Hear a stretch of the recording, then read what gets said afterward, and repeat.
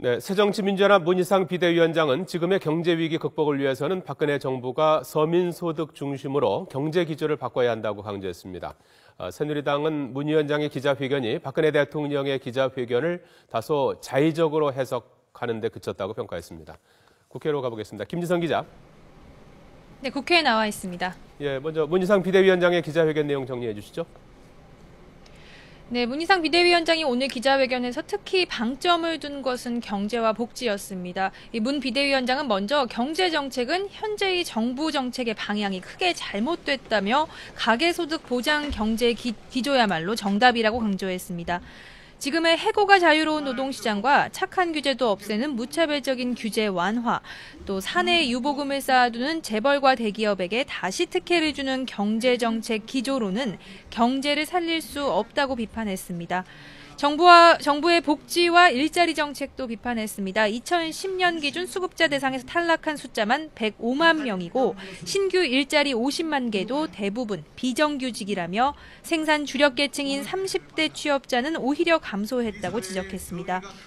문 위원장은 어제 박 대통령의 기자회견에 대해서도 대통령의 성공을 기원했던 야당의 대표로서 매우 실망스러웠다며 낮은 점수를 줬습니다.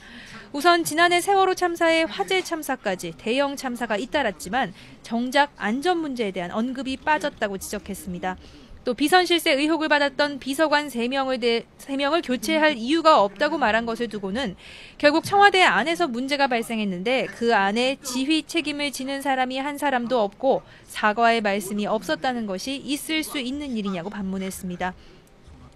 문 위원장은 올해는 남북관계를 개선할 절호의 기회라며 박 대통령이 5.24 조치 철회, 금강산 관광 재개 등 구체적인 행동을 보여줘야 한다고 강조했습니다.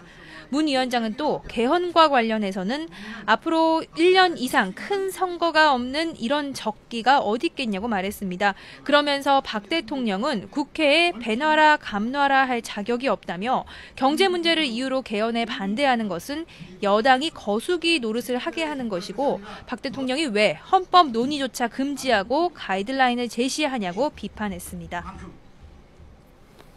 자, 김지선 기자, 새누리당은 어떤 반응입니까?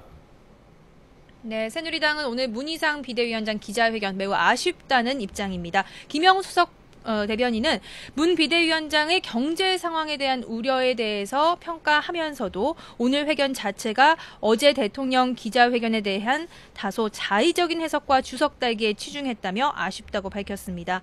김 수석 대변인은 그러면서 새정치민주연합이 경제 상황의 절박성과 경제 활성화의 중요성에 공감하고 있는 만큼 경제를 살리는 데 최대한 협력해 주길 바란다고 당부했습니다.